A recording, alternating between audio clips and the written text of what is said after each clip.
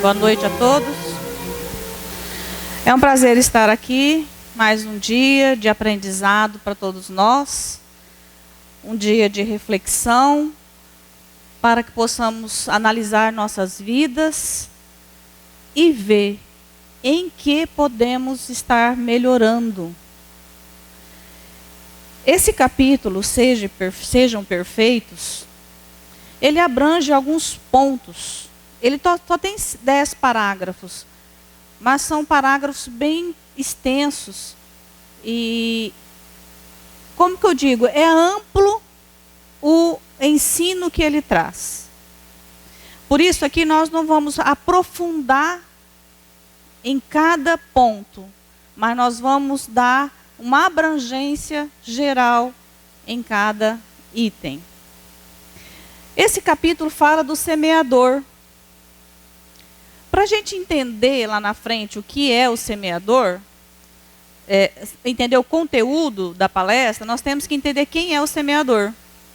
Então, o semeador é aquele que traz consigo a vibração de seguir com Cristo semeando. É aquele que tem como verbo, ele aplica o verbo servir. E ele se enquadra nas características que Jesus descreveu um bom semeador.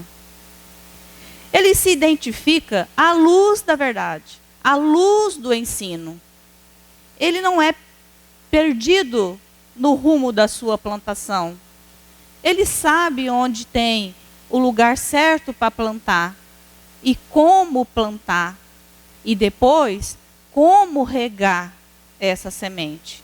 Esse é o semeador que procura e visa continuar com Jesus na semeadura. Depois nós vamos falar sobre um tema também que fala virtude. O que é a virtude? As virtudes é um conjunto de todas as qualidades de um bom cristão. Tudo aquilo que visa o bem é uma virtude. Por exemplo, a virtude, ela não é fala, ela é atitude. A virtude, ela não é flor que ornamenta, que decora, que enfeita. Ela é fruto que alimenta e produz a semente para continuar a geração. A virtude, ela é o passaporte para o reino de Deus. Então, ela não é simplesmente uma questão, uma qualidade. Não, ela é abrangente, abrange todas. Nós vamos falar sobre homem. O homem de bem. Quem é o homem de bem? Primeiro nós vamos saber quem é o homem. Então, o homem é uma obra que glorifica a Deus. É a obra-prima de Deus. Deus criou o homem para ser perfectivo, para ser progressista, para evoluir e chegar rumo ao seu melhoramento moral, espiritual, físico, para que chegue um dia próximo da perfeição. E esse homem, ele é um espírito que utiliza vários corpos, em várias reencarnações. E isso ultrapassa de gerações em gerações. Mundos e mundos, culturas e culturas. Para que ele chegue num determinado momento a próximo da perfeição. E depois nós vamos falar sobre um outro tema que fala sobre o dever. O que é o dever do cristão? Então, dever é um conjunto de obrigações morais e materiais. É um conjunto de deveres, é um conjunto de obrigações, as quais nós vamos entender aqui no decorrer da palestra, quais devemos dar primazia. Então, esse capítulo, ele fala sobre ser perfeito. E ele usa o capítulo de Mateus, capítulo 5, versículo 44 ao 48, que ali Jesus relata, né? E no finalzinho do relato, Jesus relata ali que nós deveríamos fazer bem ao próximo, amar os inimigos, né? Ajudar, orar por aquele que te persegue, dar a mão, consolo. E ele no final, seja perfeito como vosso Pai é perfeito. O que quis Jesus dizer com essa fala? Jesus disse isso, sejam perfeitos como o vosso Pai é perfeito. Jesus queria dizer que nós um dia vamos ser deuses? Não. Jesus, ele usou uma palavra para exemplificar. Porque nós jamais seremos igual a Deus. Jamais. Nós podemos chegar próximo à perfeição. Mas a perfeição plena, com poder de glória, somente a Deus. Então, Jesus deixou como modelo a questão de ser como o Pai é. Ou seja, siga o que o Pai ensina, faça o que o Pai determina, obedeça o Pai e você se sairá bem. Então, Jesus naquela época, ele usava de tato para falar com as pessoas, porque as pessoas não compreendiam. A cultura daquele povo não conseguia entender a linguagem de Jesus. Se Jesus fosse falar abertamente para eles sobre o Espírito, sobre a reencarnação, eles não iam entender.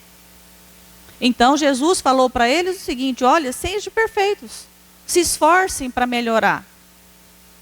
E ele deu então um exemplo para que nós pudéssemos nortear as nossas vidas e nossas ações para chegar próximo da perfeição e seguir a Jesus. E a ciência da perfeição, para chegar na perfeição, é a caridade. Porque dentro da caridade está contido todos os contextos, todas as virtudes, tudo aquilo que você possa dizer que é bom, está dentro da caridade. Porque quando você faz algo para alguém, além de você mostrar empatia, amor, você mostra preocupação, zelo e tantas outras coisas incluídas numa só atitude, que é a caridade. Então, quando todos nós temos uma pontinha, né? E quando então deixamos desenvolver pelo orgulho e pelo egoísmo, a nossa capacidade de fazer a caridade, ela se enfraquece. E quando essa capacidade de fazer a caridade se enfraquece, nos tornamos orgulhosos, rancorosos, egoístas e não praticamos a caridade. Porque o egoísmo me leva a pensar em mim, em meus benefícios, nas minhas vantagens e não no bem-estar daquele que é meu próximo, daquele que é meu irmão, seja ele dentro da casa ou até em outro país. Somos todos irmãos, filhos de um só Pai. Então, todo aquele que investir em praticar a caridade, em desenvolver as virtudes, este busca a evolução moral. O grau de perfeição que o homem pode ter está baseado na capacidade que ele tem de amar o seu próximo. Então, se mede a evolução e a perfeição de um determinado ser devido à capacidade dele de amar os seus irmãos.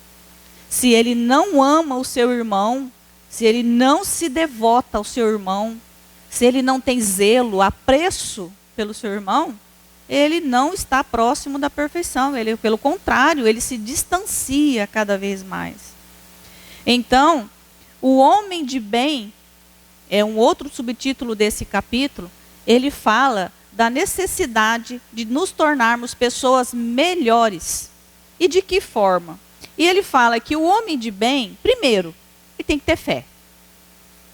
Fé que Deus existe, que Deus é poderoso, que Deus é justo, bondoso, benigno e que ele não falha. Então, o primeiro passo para o homem de bem, para aquele homem que diz, eu quero ser um homem bom, ele começa primeiro acreditando e amando a Deus sobre tudo e todos. Esse é o primeiro mandamento que Cristo nos ensinou. Amar a Deus sobre todas as coisas e depois amar o próximo como a ti mesmo. Como Jesus fala aí a ti mesmo, ele denota a capacidade de nos amarmos primeiro. Isso não é egoísmo. A necessidade de nos amarmos, nós vamos aprender isso, é necessária. Porque eu tenho que cuidar de mim, eu tenho que me respeitar, eu tenho que me amar. E quando eu tenho essa capacidade desenvolvida em mim e para mim, eu tenho facilidade em desenvolvê-la para o outro. Caso contrário, é inviável, não bate, porque como eu vou amar o próximo se eu não amo a mim? Como eu vou respeitar o outro se eu não respeito a mim?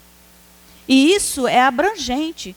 Se nós formos falar aqui das coisas que nós temos que ter cuidado conosco, nós vamos fugir desse tema e vamos buscar um leque de opções que temos que entender. Mas, a princípio, é cuidar do físico, da boa alimentação, cuidar da sua boa aparência, da sua higiene pessoal. E não podemos descuidar do lado espiritual, que é a sustentação do homem de bem. O homem de bem, ele é benevolente. Ele coloca-se no lugar do outro. Ao invés de o homem julgar, o homem de bem, ele compreende, porque ele se coloca no lugar do outro. Ele vive a história do outro. Lembrando que cada um de nós temos nossa história. Desde na barriga da mãe,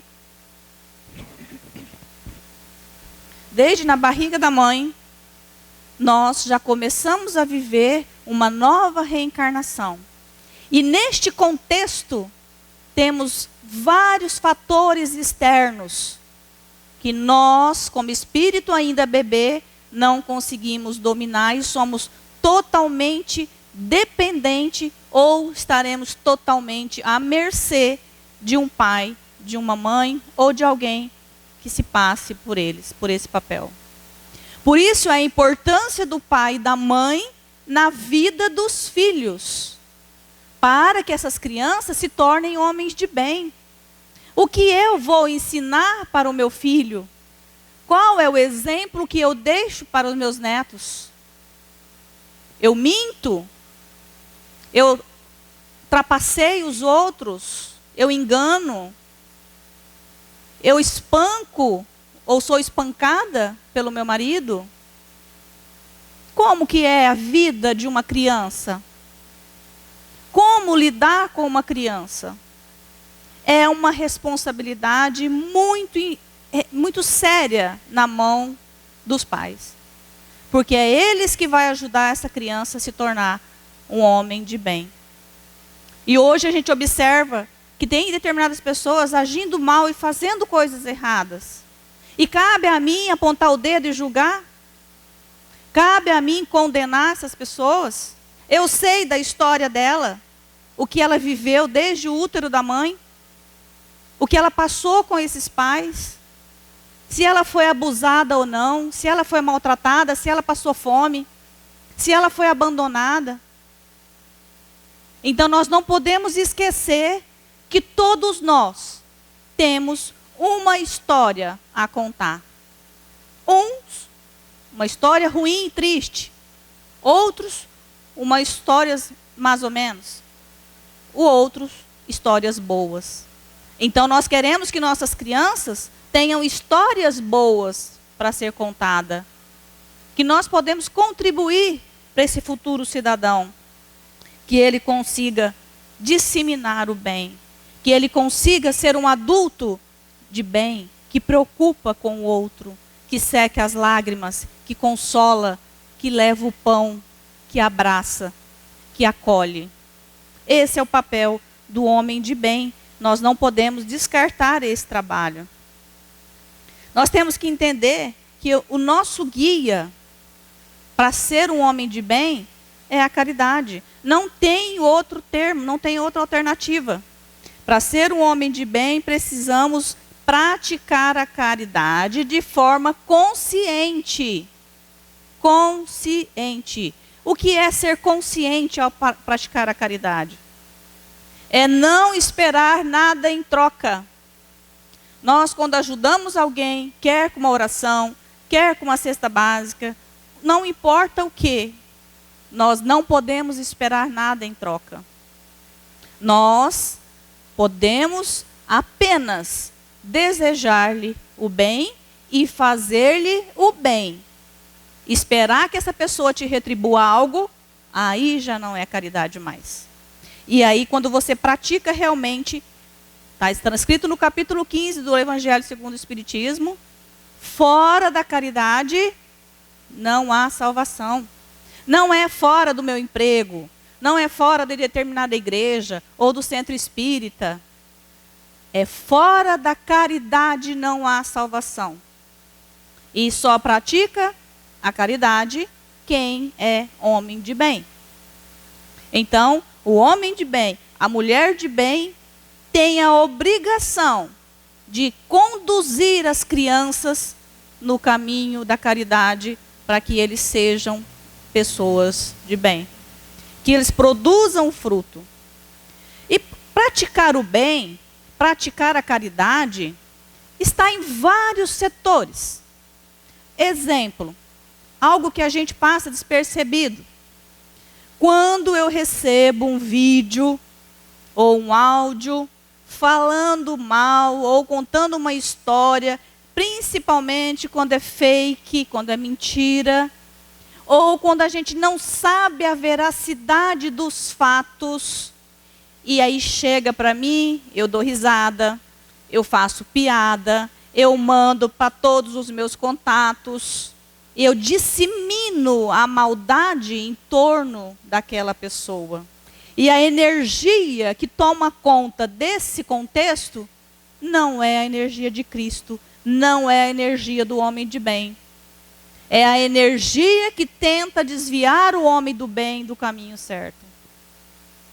Então, quando ouvires falar mal de alguém, não dê atenção, não divulgue, não envie torpedos e fala, você viu, olha, fulano, beltrano, olha o que aconteceu. Não, gente, nós não contribuímos em nada para o bem do planeta, para a energia cósmica. Nós não ajudamos em nada. Faça oração. Quando receber algo assim, pratique a caridade. Faça uma oração para aquela pessoa, para que Deus tenha misericórdia dela, para que ela reveja as atitudes dela. Mas e quando ela pratica o erro comigo ou com você? Quando ela te fere, qual é a postura que você tem que ter? A mesma. Orar por ela. Essa é uma das mais difíceis caridades que nós podemos fazer para conosco mesmo e para com o próximo. É perdoar e orar por ele, para que ele possa também se tornar um homem de bem, tanto quanto eu me julgo uma pessoa do bem. Só que eu tenho que praticar. É como uma flor. Não é como uma flor, melhor dizendo. É como o fruto daquela flor que produz a semente e germina para gerar novas plantas, novos frutos. Então, há necessidade de nós examinarmos nossa atitude com relação a tudo. Tem um exemplo para falar.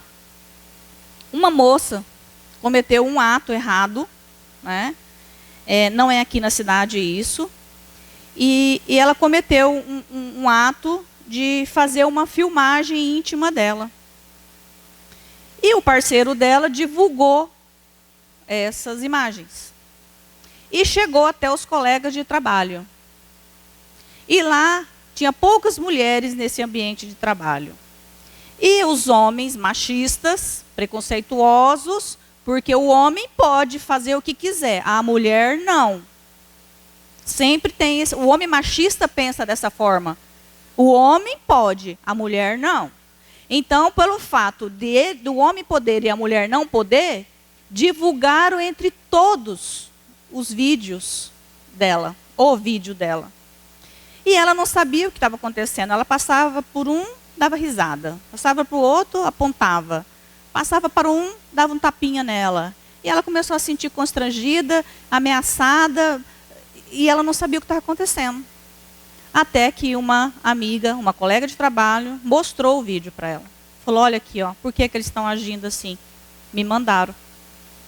Ela ficou tão desapontada, tão triste, procurou o patrão dela, reclamou, e ele não fez nada. Sabe o que aconteceu?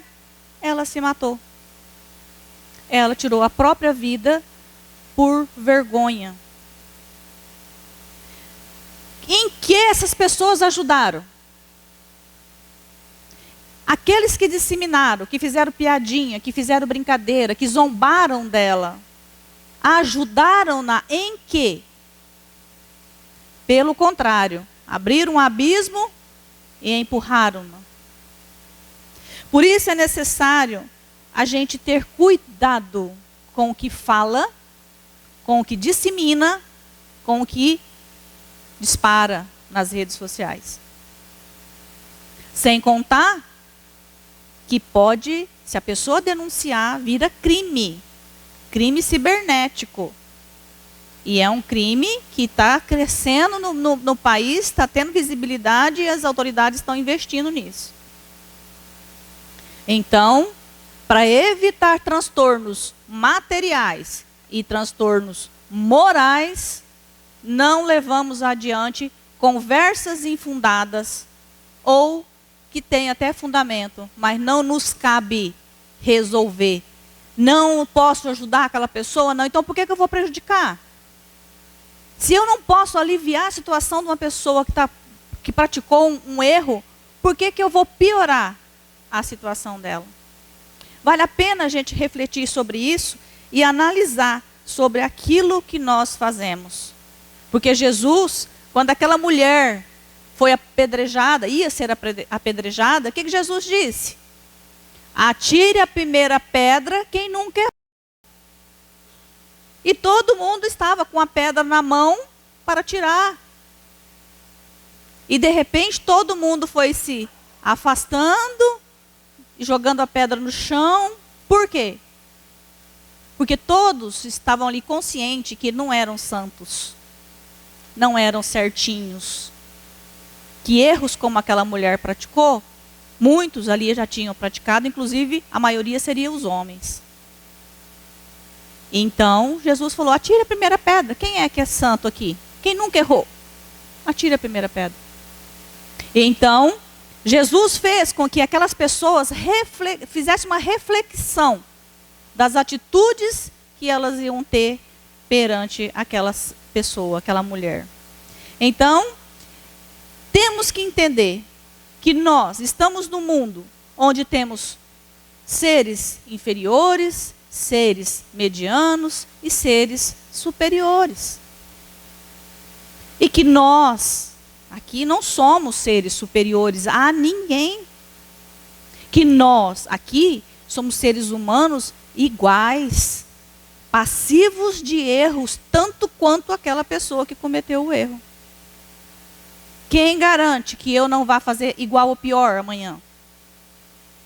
Então, o que eu tenho que fazer? Orar e vigiar.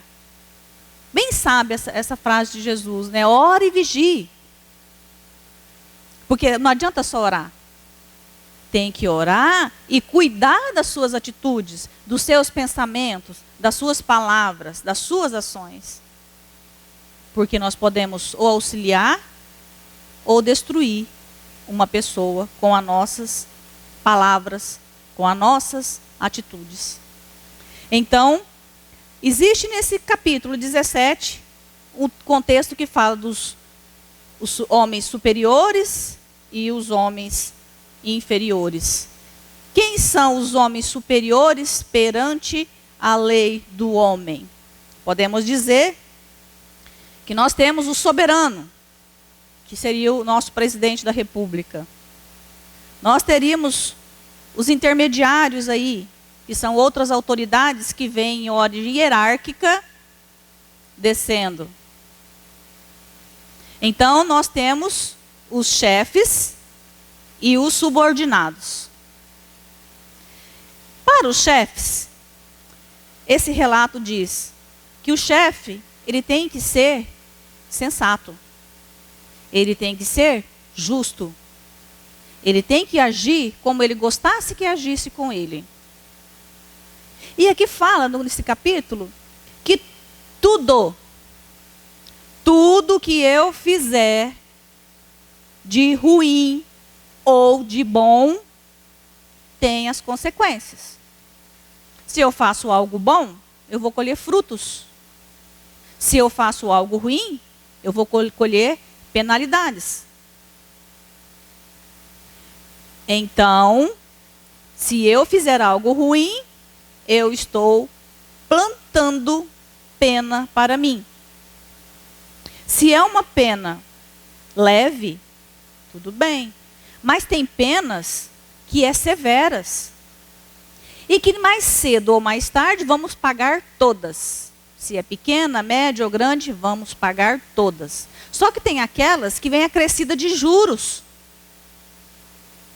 Então, analisemos bem. Eu quero pagar juros altos? Raciocina isso como uma conta bancária. Você foi lá, usou seu limite de crédito. Ou seu cartão de crédito. E você não pagou. Ele faz o quê? Vira uma bola de neve. Juro sobre juro, juro sobre juro. Quando você acorda, aquilo está monstruoso. Fora do controle. E você vai contar com a misericórdia do banco para parcelar, para você fazer um acordo. Assim é o lado moral. Nós também temos juros. Juros sobre juros nos nossos atos. E quando eu venho, como falou aqui que o homem, ele vem de geração em geração, reencarnando, tem corpos e corpos. É para isso. É para ele pagar as dívidas que, porventura, ele deixou nas vidas anteriores. E ele vem agora com missões, com tarefas, com deveres para cumprir. Bom, e tem o subordinado. Tem aquele que o patrão, o chefe, o superior, humilha, maltrata, desdém, faz piadas, menospreza, rebaixa ele o máximo que puder, prejudica, não recomenda ele para talvez uma promoção. Como que fica o subordinado nessa situação? Ele tem que pagar o mal com o mal? O erro do patrão justifica o erro do funcionário, do subordinado? Não. Aqui fala que se o seu chefe é ruim com você, que não te valoriza, que não te ampara naquilo que você precisa, é porque outrora, em vida passada, você foi igual a ele. E hoje você está apenas recebendo os juros que você deixou lá atrás. Então, o fato de o patrão ser ruim não justifica o empregado ser ruim. Então aqui diz que o empregado deve cumprir com suas obrigações, honrar o seu nome, a sua função, e não revidar o mal com o mal. É necessário nós estarmos atentos para saber que na nossa vida, o que é soberano na nossa vida é as leis de Deus. E ela não falha. A lei de Deus é precisa.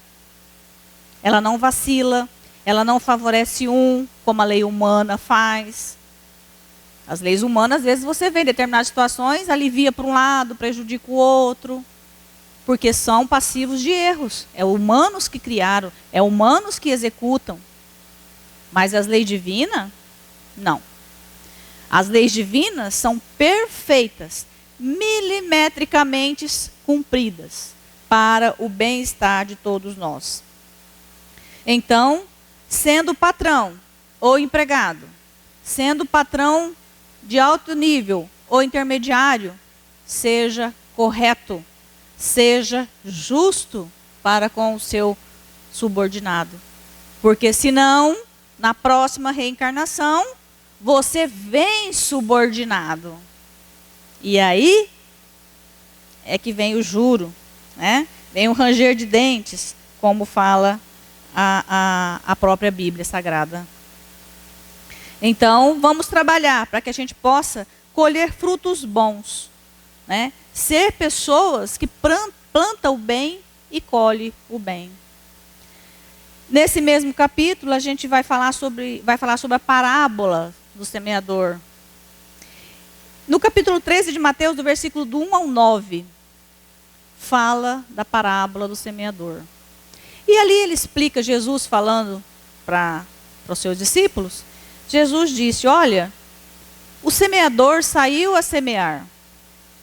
E ele jogou a semente e caiu à beira da estrada. E os pássaros veio e comeu as sementes. Mas o semeador continuou jogando semente e jogou sobre as pedras. E veio a chuva e essa semente germinou. Mas como sobre as pedras a terra é pouca, logo veio o sol e ressecou essa sementinha que germinou.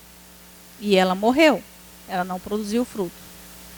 Mas o semeador continuou jogando semente. E ele joga agora sobre os espinhos. E os espinhos cresceram e sufocaram. E ela morreu. Mas o semeador não desiste. Ele achou um solo produtivo e jogou a semente. E esta germinou, cresceu, produziu frutos 100 vezes mais. Como a parábola dos talentos. Aquele que acreditou, aquele que confiou, investiu e teve 100 vezes mais. A estrada que nos ensina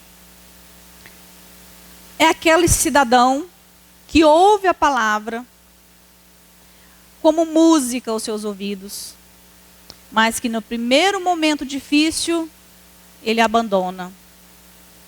No primeiro obstáculo, ele some, ele não se dedica, ele não vai adiante com a obrigação dele de germinar.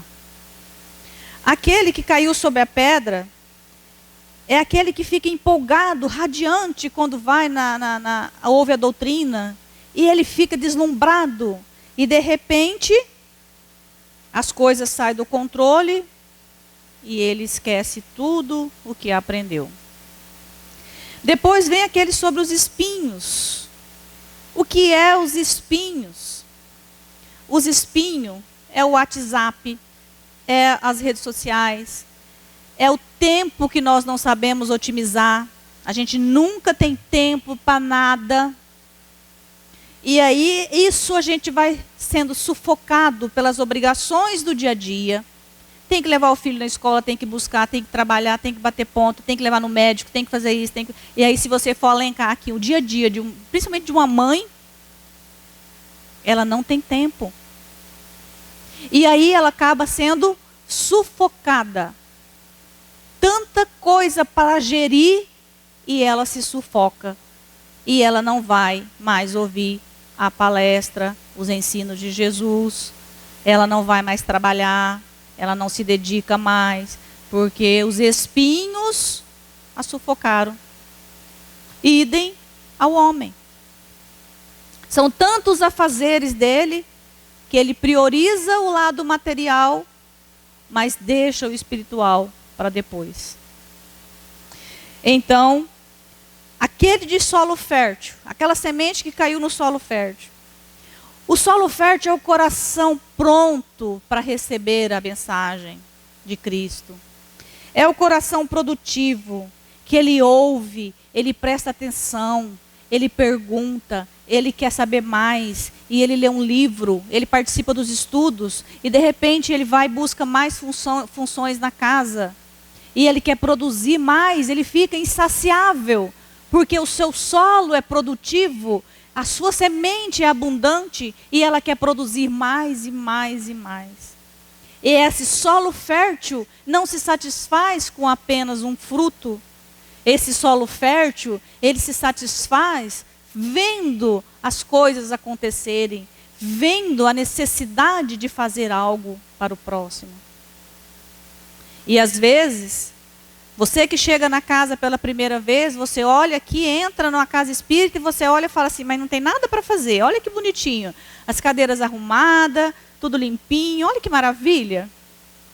Mas, vamos elencar algumas coisas que nós podemos fazer na casa espírita? Mesmo você que está chegando agora, nós podemos fazer a campanha do quilo, arrecadar alimentos. Nós podemos pegar esses alimentos e montar cestas básicas. Nós podemos pegar essas cestas básicas e levar às pessoas que necessitam. Nós podemos pegar os legumes, fazer uma bela sopa, uma bela comida e levar, montar as marmitas e levar para a pessoa, ou servir no local.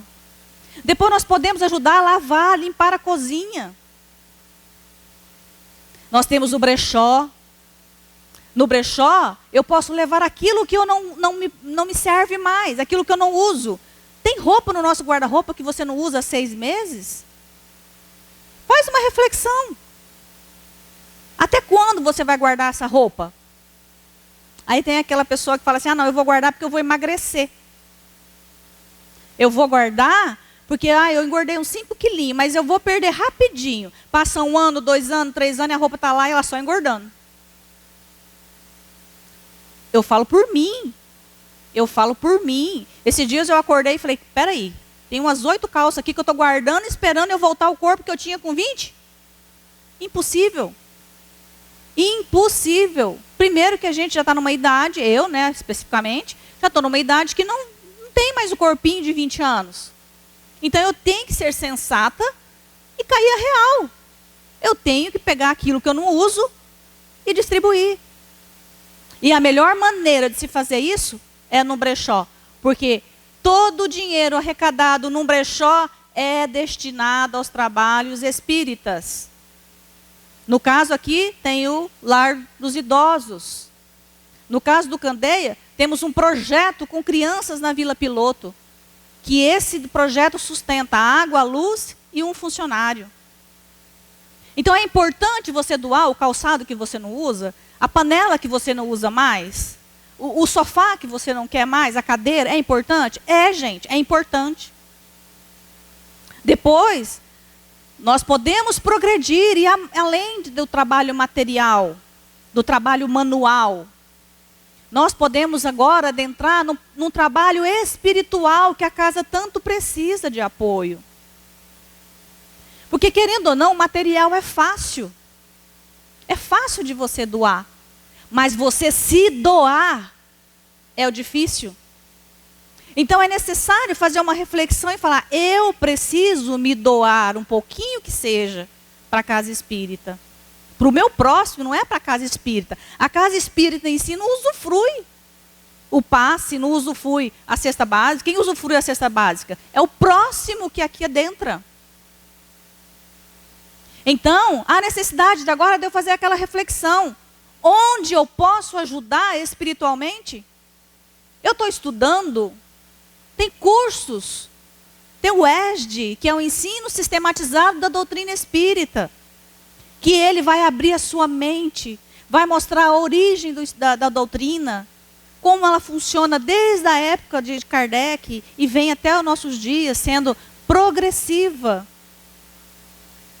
Eu posso ajudar nesse estudo bíblico, nesse estudo evangélico? Posso e devo. Só que eu tenho que me preparar, eu tenho que ler, eu tenho que estudar, eu tenho que participar dos grupos da casa. Eu tenho que criar raízes na casa espírita. Eu não posso ser aquela pessoa que venho na casa espírita, tomo o passe e vou embora, tchau, obrigado. descomprometido com a minha missão. Porque cada um de nós tem a nossa missão. Agora depende de cada um enxergar a sua missão. Quando eu cheguei na casa espírita, há 9 anos atrás, eu não sabia nada da doutrina. Nada. E me pediram ajuda na sopa. Oh, você pode cortar os legumes para mim aqui hoje? Falei, posso.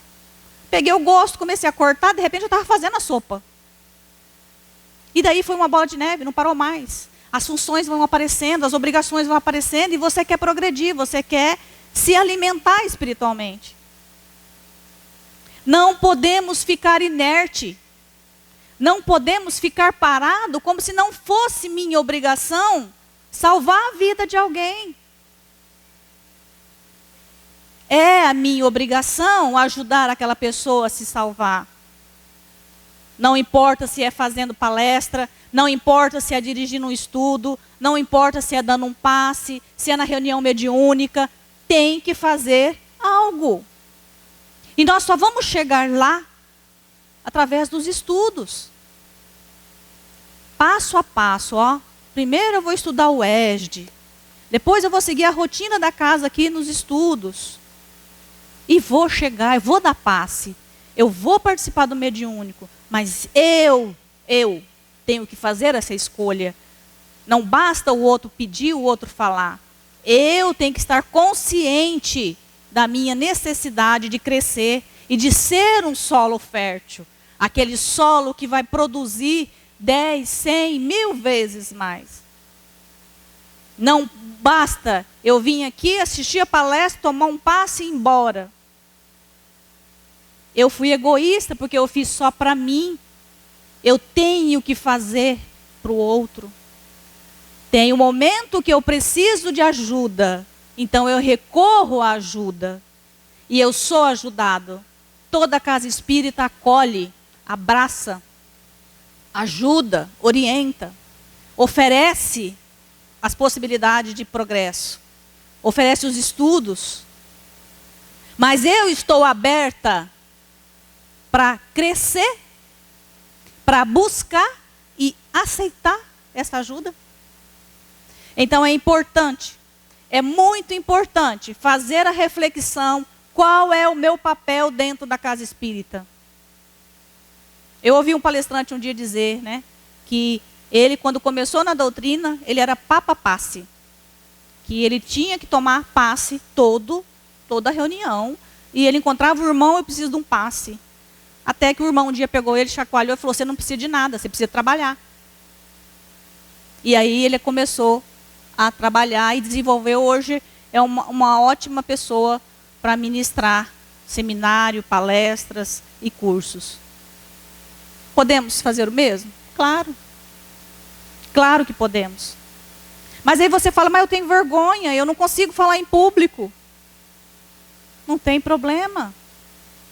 Devagar você vai chegar. Ninguém chega aqui em cima fazendo palestra sabendo tudo, antes de ter passado por um processo enorme de quebras de paradigmas, para vencer os seus obstáculos pessoais. As primeiras palestras que eu fazia, eu tremia igual uma vara verde. Minha perna fazia assim, eu ficava tentando me equilibrar aqui para dar conta. Ainda acontece isso? Sim, ainda acontece isso. Cheguei aqui, minhas pernas estavam tremendo hoje. Porque eu sou humana. E eu sei da possibilidade de eu falhar. E só não falha aquele que confia na espiritualidade para estar aqui intuindo a gente a falar. Porque se eu for falar o que eu acho, o que eu penso, eu vou falar bobeira. Então aqui, em todos os lugares da casa, somos intuídos pela espiritualidade. Você não está aqui hoje à toa. Você não vem numa casa espírita por acaso. Ah, aconteceu, foi uma coincidência. Não. Tem um propósito na sua vida. E só sabe o seu propósito você. Se não sabe, descubra. Qual é o objetivo da sua vida? Qual é a sua missão aqui na Terra? O que eu posso fazer? O que eu posso melhorar como pessoa? Como eu posso me tornar uma mulher de bem? e do bem. Então são reflexões que nós queremos fazer para que a gente busque a necessidade de progredir, que a gente encare isso de frente e reconheça essa necessidade de melhorar e progredir. Quanto mais trabalhadores numa casa espírita, melhor. Mais progressiva ela fica, mais harmoniosa ela fica. Quando a gente entra ali, a gente não sente uma energia boa? Nossa, eu me sinto bem no centro. Eu vou no centro porque eu me sinto bem. Você sabe por quê que você se sente bem quando você entra numa casa espírita? Porque os espíritos de luz estão todos aqui conosco. Cada um de vocês já receberam um passe. Cada um de vocês já receberam o tratamento que queriam e que precisavam. A espiritualidade trabalha incessantemente. O passe que os passistas ministram é praticamente proforme. Porque quem age nas nossas vidas é a espiritualidade. São os espíritos de luz que nos guia, que nos move, que nos orienta, que nos cura, que nos melhora. Não é o passista. E eu vejo uma pessoa que uma vez foi tomar um passe e disse assim, eu quero tomar passe com a fulana, porque a fulana dá um passe tão bom. Não é o passista que é bom.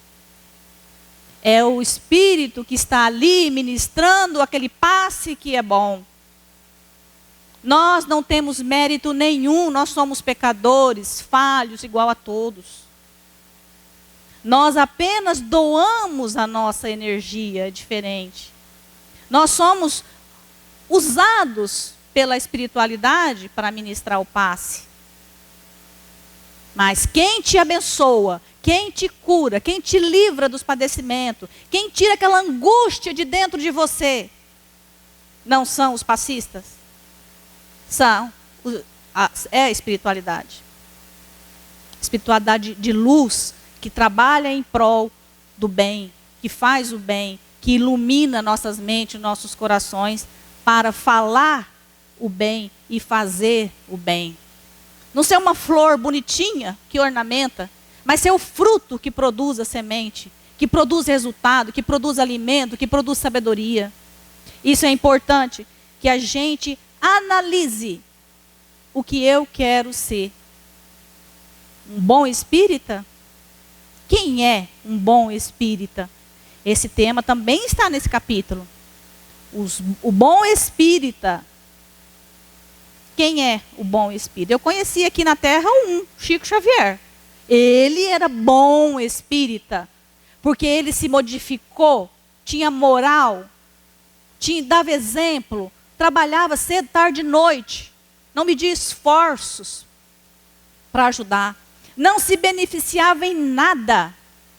Pelo contrário, no atendimento ali, ele passava sede, ele estava com fome, ele estava com sono, mas em nenhum momento ele priorizou a si próprio.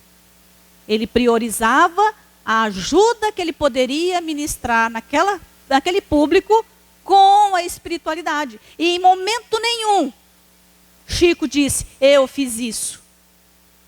Não. Ele designava os méritos para a espiritualidade.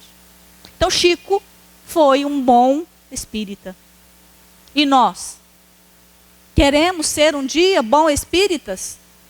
Então precisamos rever a nossa mentalidade. Porque tudo está na nossa forma de ver e de pensar.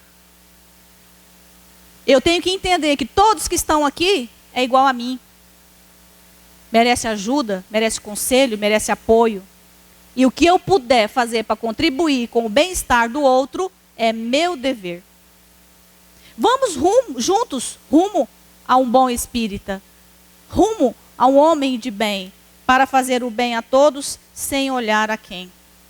Esse capítulo ainda fala do dever. O dever de cada um espírita. Qual é o dever? O dever é a obrigação moral de fazer as coisas certas. Tem o dever material, que é aquele que você tem que sustentar a casa, pagar a conta de água, trabalhar, receber o salário. Esses são os deveres, educar filho. São os deveres materiais, nós não vamos entrar nessa parte. Mas o dever moral engloba todas as virtudes e a caridade por excelência. Aí nós estamos praticando. E é a parte mais difícil da vida cristã, é melhorar a nossa moral. Porque ela vai de encontro com o material. Porque a gente primazia o nosso crescimento financeiro, o nosso crescimento intelectual. E quando a gente vai priorizar o espiritual, choca. E aí fica difícil. Porque eu tenho que diminuir minha carga horária de trabalho para mim poder ter tempo para ir no centro espírita. Eu tenho que diminuir o lazer para mim poder conseguir conciliar. Porque se eu investir só lá fora, eu não vou investir aqui dentro da casa espírita. Equilíbrio. Equilíbrio. Nós temos que ter equilíbrio. O meu trabalho é sempre viajando. Era sempre viajando. E eu, há 8 anos atrás, eu tomei uma decisão que não ia viajar mais. Que eu ia trabalhar só aqui na cidade. E o meu marido, nós temos a mesma profissão, os dois juntos. E ele ficou incumbido de fazer as viagens fora. Quando a gente viajava junto, ele para um lado e eu para o outro, a gente saía na segunda, voltava na quarta, voltava na quinta ou voltava na sexta. Tinha dia de eu chegar no sábado em casa. E eu perdi a reunião de segunda e de terça. E aí eu comecei a ter a necessidade interna minha de fazer algo. Então, eu falei assim, segunda e terça a gente não viaja mais. Não, segunda-feira a gente não viaja mais, a gente fica para assistir a palestra. De repente, os dois falaram junto, não, segunda e terça a gente não vai dedicar ao trabalho fora, a gente dedica o trabalho só aqui na cidade. Aí um certo dia eu falei, não, eu não vou mais viajar, eu vou ficar só na cidade, você viaja. Hoje ele viaja, atende a todo o bolsão, eu fico só aqui na cidade. E aí a gente teve a preocupação, claro, porque a gente tem os compromissos da gente, né? A gente tem que pagar as contas da gente. E a gente conversando, ele falou assim, a gente tem que se organizar para sobressair as dificuldades que virão. Eu falei, verdade. Aí já começamos a cortar um monte de coisinhas que a gente achava que era supérfluo, que não tinha necessidade. Para minha surpresa e para dele, hoje nós ganhamos muito mais do que nós ganhávamos antes. E a gente administra melhor o salário, que a gente cortou tudo que era supérfluo, tudo que era bobeira. E eu, por experiência própria, digo, vale a pena investir no lado espiritual. A recompensa vem, é simultânea. Não faça esperando o retorno, mas faça esperando o seu melhoramento, o seu progresso espiritual. E você vai entender que trabalhar para Cristo, semear a semente junto com Cristo, é a melhor opção. Esperamos que Jesus abençoe a todos vocês, e ilumine vocês, dando saúde, sabedoria, e os conduza em paz para os seus lares, com a paz e o amor de Cristo em vocês. Muito obrigada, que Jesus os acompanhe sempre.